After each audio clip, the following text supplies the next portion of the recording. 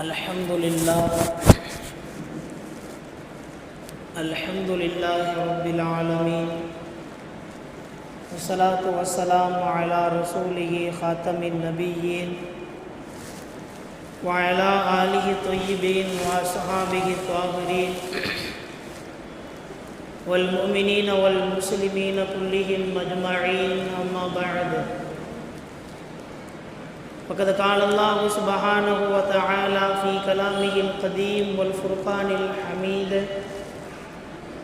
أعوذ بالله من الشيطان الرجيم بسم الله الرحمن الرحيم ومن الناس من يتخذ من دون الله أندادا يحبونهم كحب الله والذين آمنوا أشد حبا لله صدق الله العظيم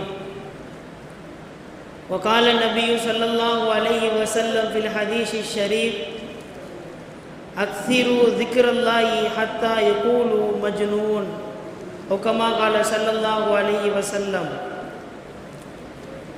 அளவற்ற அருளாளனும் நிகரற்ற அன்புடையோனுமாகிய எல்லா புகழும் அந்த அல்லாஹ் ஜல்ல ஷானுஹு தஆலா ஒருவனுக்கே உரித்தாகுக. நபிகள் நாயகம் முஹம்மது ரசூலுல்லாஹ் ஸல்லல்லாஹு அலைஹி வஸல்லம் அவர்கள் மீதும் அவர்களின் சத்திய வாழ்வை பின்பற்றி வாழ்ந்த சஹாபா பெருமக்கள், தாபிஈன்கள், தபஉ தாபிஈன்கள், வலிமார்கள், சுஹதாக்கள், நல்லடியார்கள், இறைநேசர்கள், குறிப்பாய் நம் அனைவரின் மீதும் அல்லாஹுவின் அன்பும் அருளும் என்றென்றும் நிறைவாக உண்டாவதாக. ஆமீன். இஸ்லாம் ஒரு மனிதனுடைய செயல்பாடு ரீதியாக அவன் எப்படி தூங்க வேண்டும், எப்படி கழிவறைக்குள்ளே செல்ல வேண்டும், எப்படி மனைவி மக்களோடு நடந்து கொள்ள வேண்டும், குழந்தைகளுக்கு என்னென்ன ஹக்குகளை எல்லாம் செய்ய வேண்டும் என்று இஸ்லாமிய மார்க்கம் ஒரு மனிதனுடைய செயல்பாடுகள் குறித்து எல்லாம் குர்ஆனிலேயும் ஹதீஸிலேயும் அல்லாஹும் ரசூலும் தெள்ளத் தெளிவாய் பேசியிருக்கிறார்கள். வெறுமனே மனிதனின் செயல்பாடுகள் மட்டும் இல்லாமல் ஒரு மனிதனுடைய பார்வை எப்படி இருக்க வேண்டும், ஒரு மனிதனுடைய சிந்தனை எப்படி இருக்க வேண்டும், ஒரு மனிதன் எதையாவது கற்பனை செய்தால் அதிலே எந்த அளவுக்கு வரையறை இருக்கிறது என்கிற இஸ்லாமிய மார்க்கம் வெறுமனே செயல்பாடுகள் ரீதியாக மட்டும் இல்லாமல் ஒரு மனிதனின் பார்வை, ஒரு மனிதனின் சிந்தனை என்று சொல்லி எல்லா விஷயங்களையும் இஸ்லாமிய மார்க்கம் அலசி ஆராய்கிறது. அந்த அடிப்படையில் கற்பொழுக்கம் வெறுமனே பெண்ணுக்கு மட்டும் உரித்தானது அல்ல. குர்ஆனில் அல்லாஹ் ஜல்ல ஷானுஹு தஆலா ஆணுக்கும் கற்பொழுக்கம் இருக்கிறது, பெண்ணுக்கும் கற்பொழுக்கம் இருக்கிறது என்று சொல்லி காட்டுகிறான். ஒரு ஆண் தன் பார்வையை மறைத்துக் கொள்ளட்டும், தன் மறைவிடங்களை பாதுகாத்துக் கொள்ளட்டும் என்கிற இரண்டு வாசகத்தில் ஒரு ஆணினுடைய கற்பொழுக்கத்தை சொல்லி முடிக்கிறான் ரப்புல் ஆலமீன். அதே போல் ஒரு பெண்ணிற்குரிய கற்பொழுக்கம் என்ன தெரியுமா? ஒரு பெண், முஃமினான ஒரு பெண் தன் பார்வையை தாழ்த்தி கொள்ள வேண்டும், தன் மறைவிடங்களை மறைத்து கொள்ள வேண்டும். வலா யுப்தீன ஸீனத்தஹுன்ன, தங்கள் அழகை வெளிக்காட்ட வேண்டாம் என்று அல்லாஹ் ஜல்ல ஷானுஹு தஆலா ஒரு ஆணிற்கான கற்பொழுக்கத்தையும் பெண்ணிற்கான கற்பொழுக்கத்தையும் அல்லாஹ் குறிப்பிட்டு காட்டுகிறான். இன்றைக்கு நடந்து கொண்டிருக்கிற உலக சூழ்நிலையின் அடிப்படையில் வைத்து நாம் பார்க்கிற பொழுது ஒரு ஆணாயினும் பெண்ணாயினும் கற்பொழுக்கத்தை இழந்து நிற்கிற ஒரு சமூகமாய் இன்றைக்கு நாம் வாழ்ந்து கொண்டிருக்கிறோம். நபிகள் நாயகம் ஸல்லல்லாஹு அலைஹி வஸல்லம் சொல்வார்களா இல்லையா? இதா ஃபாத்தகல் ஹயாவு ஃபஃஅல் மா ஷிஅத, உனக்கு வெட்கம் தப்பி போய் விட்டால் நீ நாடியதையெல்லாம் செய்து கொள் என்பார்கள் எம்பெருமானார் ஸல்லல்லாஹு அலைஹி வஸல்லம். அந்த அடிப்படையில் வெட்கம் ஒரு மனிதனுக்கு தப்பி போனால் என்னென்னவெல்லாம் செய்வானோ அந்த காரியங்களில் இன்றைக்கு நாம் எதிர்நோக்கி அமர்ந்திருக்கிறோம். பிப்ரவரி 14 காதலர்கள் தினம். காதல் என்கிற மாபெரும் சாக்கடையில் இன்றைக்கு ஊறி திளைக்கிற இஸ்லாமிய இளைஞர்களும் இளைஞிகளும் இன்றைக்கு அதில் இருக்கிறார்கள். நாம் கண்கூடாக நாம் பார்த்து கொண்டிருக்கிறோம். தன் வீட்டிற்கு தெரியாமல், தன் கூட பிறந்த அண்ணன் தம்பிக்கு தெரியாமல் ஒரு அந்நிய ஆணும் ஒரு அந்நிய பெண்ணும் கைகோர்த்து பழகி கொண்டு போகிறார்களா இல்லையா? இது எவ்வளவு பெரிய மானக்கேடான செய்தி. இஸ்லாமிய மார்க்கம் ஒரு ஆணும் பெண்ணும் சேர்ந்தால் எவ்வளவு பெரிய தவற்றின் பக்கம் இழுத்து போகும் என்று இஸ்லாத்திற்கு தெரியும், அல்லாஹ்விற்கு தெரியும். அதனால்தான் இஸ்லாமிய மார்க்கம் ஆரம்பத்திலேயே தடை செய்கிறது. ஒரு ஆணும் ஒரு பெண்ணும் பார்க்க வேண்டாம். ஒரு அந்நிய ஆண் ஒரு அந்நிய பெண்ணை பார்ப்பது ஹராம் என்கிற அடிப்படையில் இஸ்லாமிய மார்க்கம் ஒரு ஆணும் பெண்ணும் சேர்ந்தால் என்ன தவறு நடக்குமோ அதை துவக்கத்திலே இஸ்லாம் தண்டிக்கிறது. நீ பார்க்காதே. அந்த அடிப்படையில் இன்றைக்கு காதல் போன்ற சாக்கடைகளில் ஊறி திளைக்கிறார்கள் நம்முடைய இஸ்லாமிய இளைஞர்கள். இதற்கெல்லாம் காரணம் என்ன தெரியுமா? யாரின் மீது பாசம் வைக்க வேண்டும் என்று தெரியாத ஆணும், யாரின் மீது பிரியம் வைக்க வேண்டும் என்று தெரியாத பெண்ணும் வழி தவறி போனதால் இன்றைக்கு காதல் போன்ற சாக்கடையில் மூழ்கி கிடக்கிறார்கள். சரி, ஒரு மனிதனுக்கு எதன் மீது காதல் வர வேண்டும்? இஸ்லாமிய மார்க்கம் சொல்லித் தருகிறது. ஒரு உண்மையான முஃமின் அல்லாஹ்வை முதலிலே காதலிக்க வேண்டும். இரண்டாவது நபிகள் நாயகம் ஸல்லல்லாஹு அலைஹி வஸல்லம் அவர்களை காதலிக்க வேண்டும். இந்த ரெண்டு பேருக்கு முன்னால் ஒரு மனிதரை நிறுத்துவதற்கு நம்மளுக்கு அனுமதி இல்லை. நாம் யாரை வெறுக்க வேண்டும், யாரை விரும்ப வேண்டும் என்கிற விருப்பும் கூட இஸ்லாமிய மார்க்கத்தில் நம்மளுக்கு வகுத்து தந்திருக்கிறது. அந்த அடிப்படையில் நாம் யோசிக்கிற பொழுது நாம் காதலிப்பதற்கு மிகவும் தகுதியானவன் ஒரே ஒருவன், அந்த அல்லாஹ் ஜல்ல ஷானுஹு தஆலா. இரண்டாவது எபெருமானார் ஸல்லல்லாஹு அலைஹி வஸல்லம் அவர்கள் சஹாபாக்கள் மத்தியிலே அமர்ந்திருக்கிற சமயத்தில் நாயகம் ஸல்லல்லாஹு அலைஹி வஸல்லம் கேட்பார்களாம், யா பிலால், உனக்கு என்ன வேண்டுமோ கேள், நான் தருகிறேன். எல்லா சஹாபாக்களுக்கும் மத்தியில் வச்சு கேட்குறாங்க நபிகள் நாயகம் ஸல்லல்லாஹு அலைஹி வஸல்லம். அப்போ பிலால் ரலியல்லாஹு அன்ஹு சொல்லுகிறார்கள், யா ரசூலல்லாஹ், எல்லா சாலிகின்களுக்கும் முன்னாலும் நான் சோனம் செல்ல வேண்டும். சரி, அப்படியே ஆகட்டும் என்றார்கள் நபி ஸல்லல்லாஹு அலைஹி வஸல்லம். பிலால் ரலியல்லாஹு அன்ஹு மறுபடியும் ஒரு கேள்வி கேட்டார்கள், யா ரசூலல்லாஹ், எனக்கு போதாது, எல்லா சித்திகன்களுக்கு முன்னால் நான் சோனம் செல்ல வேண்டும். நாயகம் ஸல்லல்லாஹு அலைஹி வஸல்லம் சரி என்று ஒத்துக்கொண்டார்கள். அப்படியே ஆகட்டும். அவருக்கு இன்னும் ஆசை பத்தலை. நம்ம கேட்க கேட்க நபி ஸல்லல்லாஹு அலைஹி வஸல்லம் சரி ஆகட்டும் என்று சொல்லிவிடுகிறார்கள். சரி, இன்னமும் நிறைய ஆசைகளை கேட்போம் என்று பிலால் ரலியல்லாஹு அன்ஹு மூணாவது கட்டத்திலே கேட்கிறார்கள், யா ரசூலல்லாஹ், எல்லா ஷஹீதுகளுக்கு முன்னாலும் நான் சோனம் செல்ல வேண்டும். சரி என்று ஒத்துக்கொண்டார்கள். அடுத்த கட்டம் நாலாவது கேட்டாங்க, யா ரசூலல்லாஹ், எல்லா நபிமார்களுக்கு முன்னாலும் நான் சோனம் செல்ல வேண்டும். சரி என்று ஒத்துக்கொண்டார்கள். அப்பவும் விடவில்லை. ஆறாவதாக கேட்டார்கள், யா ரசூலல்லாஹ், எல்லா ரசூல்மார்களுக்கு முன்னாலும் நான் சோனம் செல்ல வேண்டும். நாயகம் சரி என்று ஒத்துக்கொண்டார்கள். அதுக்கு மேலே கேட்கறதுக்கு ஒன்றுமே இல்லை. இருந்தாலும் பிலால் ரலியல்லாஹு அன்ஹு கேட்டார்கள், யா ரசூலல்லாஹ், உங்களுக்கு முன்னாலும் நான் சோனம் செல்ல வேண்டும். நாயகம் ஸல்லல்லாஹு அலைஹி வஸல்லம் சரி என்று ஒற்றுக்கொண்டார்கள். எனக்கு முன்னாலும் நீ சோனம் செல்வாய். பிலால் ரலியல்லாஹு அன்ஹு அவர்களுக்கு மனதில் ஒரு சின்ன கவலை, ரசூலுல்லாஹ்க்கு முன்னாடி நம்ம சோனத்துக்கு போய் என்ன செய்ய போகிறோம்? வேணாம் யா ரசூலல்லாஹ், உங்களுக்கு பின்னால் நான் சோனம் செல்லுகிறேன். நாயகம் ஸல்லல்லாஹு அலைஹி வஸல்லம் சொன்னார்கள், நபிமார்களை பொறுத்தவரையில் முன்வைத்த காலை பின் வைத்ததாக சரித்திரம் கிடையாது.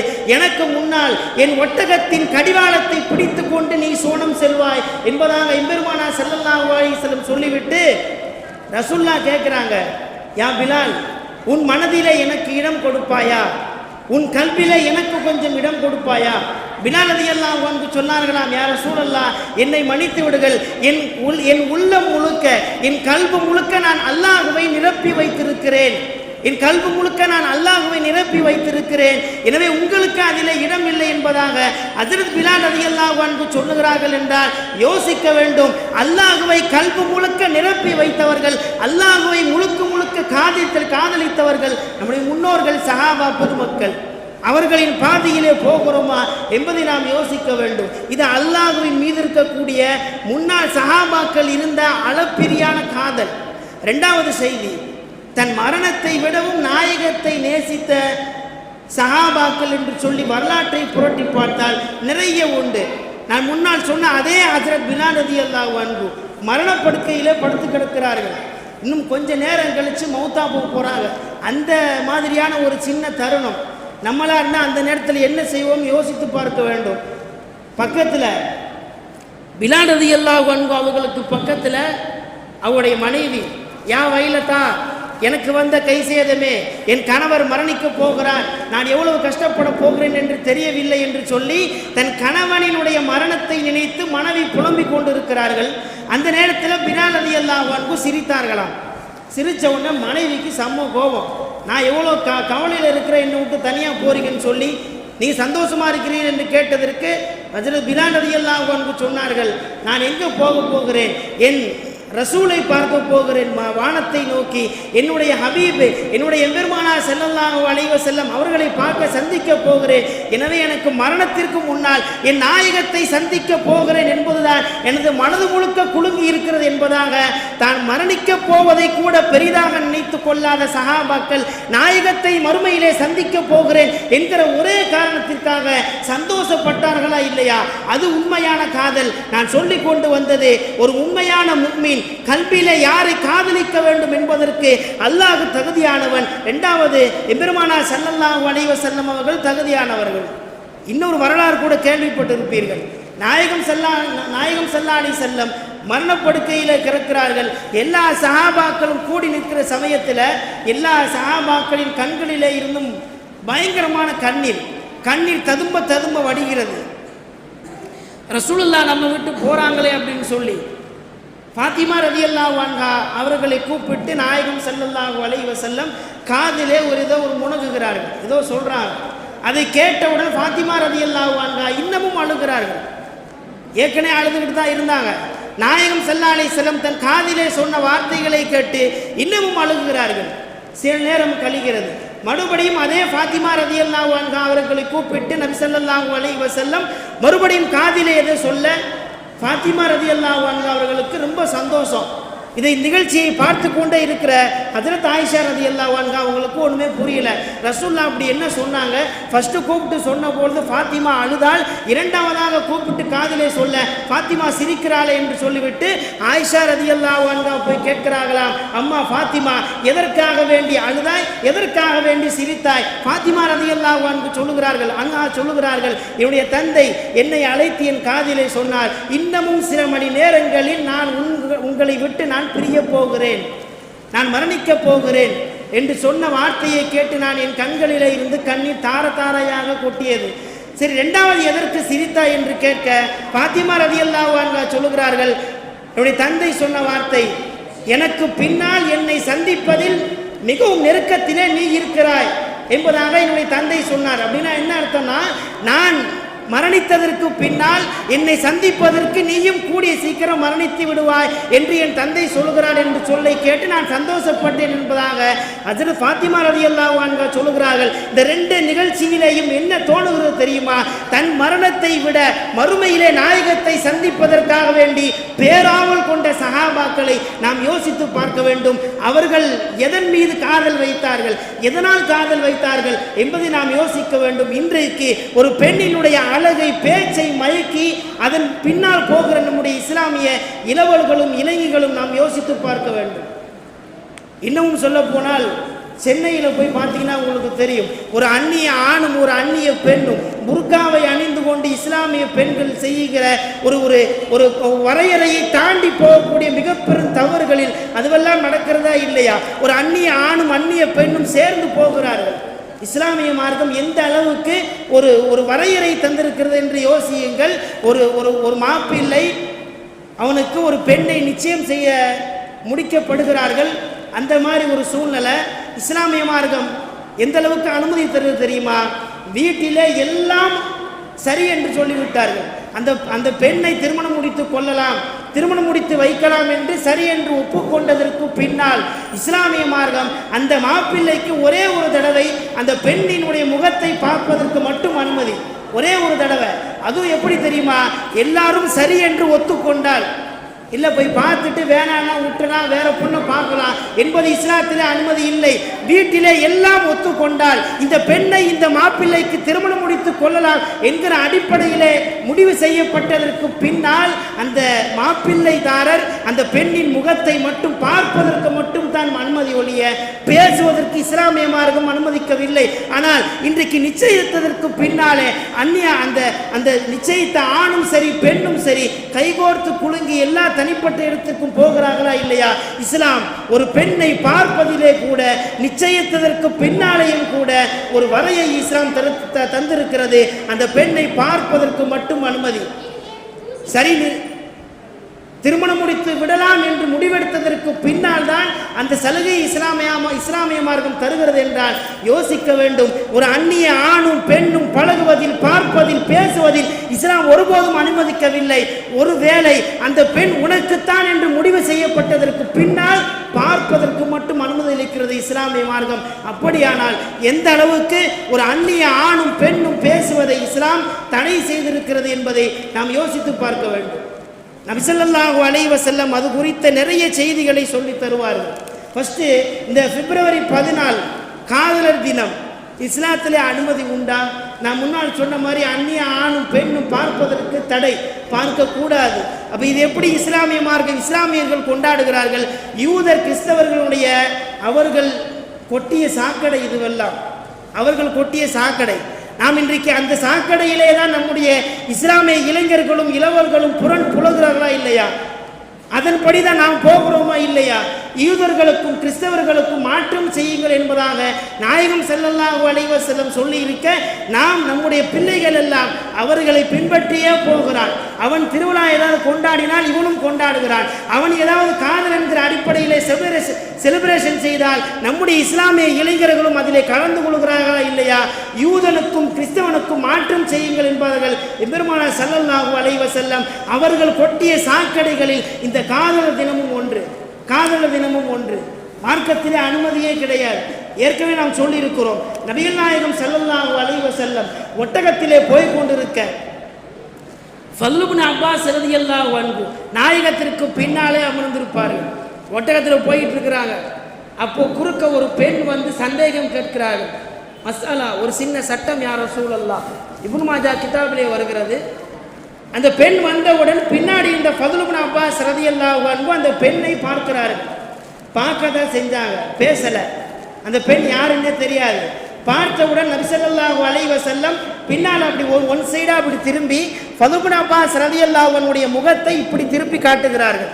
பெண்ணை பார்க்காதே, இப்படி திரும்ப என்பதாக பின்னாடி இருந்த தன் சஹாபாக்களுடைய தலையை நாயகம் ஸல்லல்லாஹு அலைஹி வஸல்லம் அவர்கள் பெண்ணை பார்க்க வேண்டாம் என்று திருப்பினார்களா இல்லையா?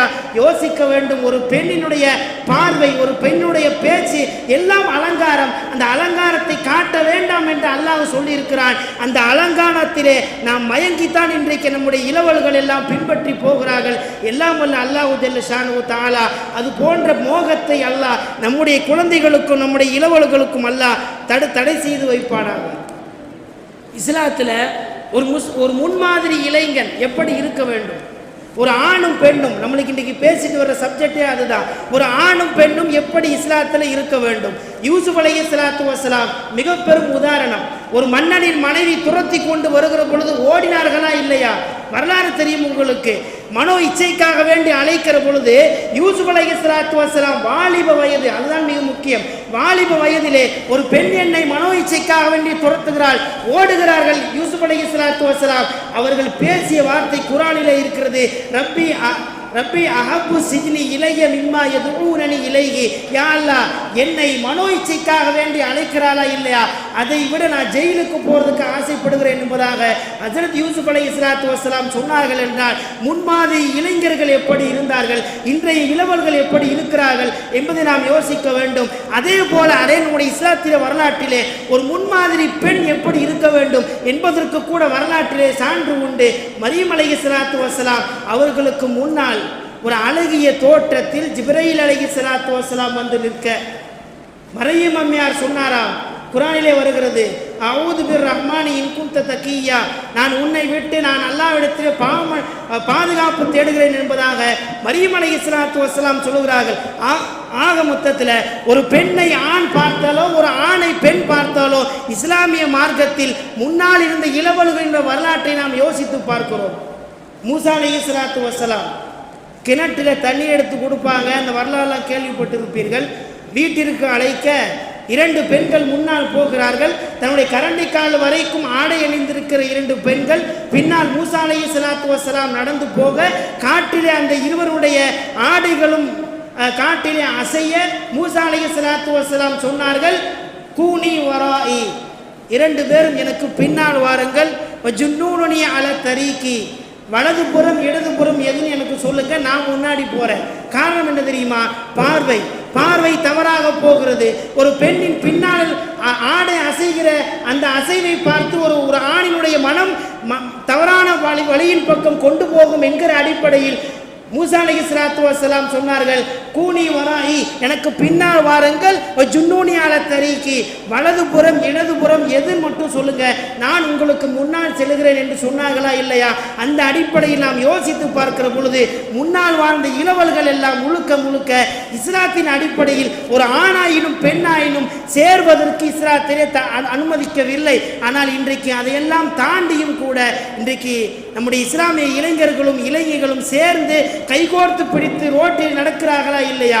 ஒரு தகப்பனுக்கும் தாய்க்கும் தெரியாமல் ஒரு இஸ்லாமிய இளைஞன் செய்கிற மிகப்பெரிய குப்பை, மிகப்பெரும் சாக்கடை அதுவெல்லாம் தெரியாத நம்முடைய தெரிந்தும் தெரியாதது போல் வாழ்க்கை பயணத்தை கொண்டு போகிற நம்முடைய இஸ்லாமிய இளைஞர்களுடைய மறுமை வாழ்க்கையை நாம் யோசித்து பார்க்க வேண்டும். நான் முன்னால் சொன்ன அதே ஹதீஸை நான் சொல்லுகிறேன். நாயகம் ஸல்லல்லாஹு அலைஹி வஸல்லம் சொன்னார்கள், இதா ஃபாத்தகல் ஹயாவு ஃபஃஅல் மா ஷிஅத, இதா ஃபாத்தகல் ஹயாவு ஃபஃஅல் மா ஷிஅத, உனக்கு வெட்கம் தப்பி போய்விட்டால் நீ நாடியதையெல்லாம் செய்து கொள் என்பார்கள் எம்பெருமானார் ஸல்லல்லாஹு அலைஹி வஸல்லம். அந்த வெட்கம் தப்பி போன வெட்கங்கெட்ட செயல்களில் காதலும் ஒன்று என்பதை நாம் நினைவிலே வைத்துக் கொள்ள வேண்டும். பொதுவாக காதலித்து அந்த காதலில் தோல்வி அடைந்தவர்களுடைய வரலாற்றையெல்லாம் நீங்கள் படித்திருப்பீர்கள். தாடியெல்லாம் வச்சுட்டு உடல்லாம் ரொம்ப சோகமாக ஏதோ ஒரு பிச்சைக்காரனை போல சுற்றி திருவார்களா இல்லையா?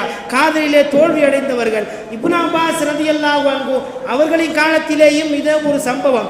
இப்னு அப்பாஸ் ரலியல்லாஹு அன்ஹு பாதையில் நடந்து போய் கொண்டிருக்க ஒரு மனிதன் தோல் எல்லாம் சுருங்கி போய் இந்த எலும்புரிக்கு நோய் மாதிரி ரோட்டிலே படுத்து கிடக்கிறார், தாடியெல்லாம் வச்சு. நம்மளுக்கு இன்றைக்கு காதல் தோல்வி அடைந்தவர்கள் நம்முடைய இளைஞர்கள் எப்படி இருப்பாங்களோ அதே மாதிரி அந்த காலத்தில் ஒருத்தர் இருந்திருக்கிறார், ரோட்டிலே படுத்து கிடக்கிறான். இப்னு அப்பாஸ் ரலியல்லாஹு அன்ஹு கேட்டார்களாம், ஏனப்பா இப்படி இருக்கிறாய், வீட்டில் ஏதாவது கஷ்டமா, சாப்பாடு இல்லையா, நான் உனக்கு தருகிறேன் என்று சொல்ல அந்த மனிதன் சொன்ன வார்த்தை, நான் காதலித்த பெண் வேறொரு ஆணோடு ஓடிவிட்டால் அவளினுடைய நினைப்பால் நான் தன்னைத்தானே வருத்தி கொண்டேன் என்று சொல்ல இப்னு அப்பாஸ் ரலியல்லாஹு அன்ஹு துஆ கேட்கிறார்கள், அல்லாஹும்ம இன்னி அஊது பிக மின் ஹாதல் இஷ்க், யா அல்லாஹ் இந்த பைத்தியம் பிடித்த அன்பை விட்டும் யா அல்லாஹ் உன்னிடத்தை நான் பாதுகாப்பு தேடுகிறேன் என்பதாக இப்னு அப்பாஸ் ரலியல்லாஹு அன்ஹு சொன்னார்கள் என்றால் யோசிக்க வேண்டும். ஒரு பெண்ணின் பின்னால் போகக்கூடிய போனவர்களின் வரலாறுகளை யோசிக்கிறோம். அதே போல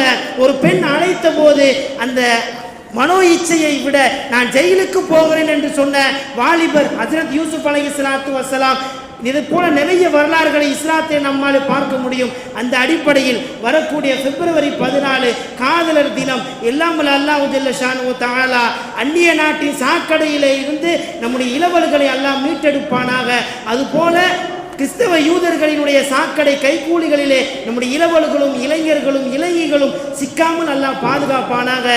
நம்முடைய சந்ததிகளை எல்லாம் அல்லாஹ் இது போல மானங்கெட்ட செயலிலே இருந்து அல்லாஹ் நம்மளையும் நம்முடைய குடும்பத்தாரையும் நம்முடைய இளவல்களையும் அல்லாஹ் பாதுகாப்பானாக. வாஹிரு தஅவானா அல்ஹம்துலில்லாஹி ரப்பில் ஆலமீன்.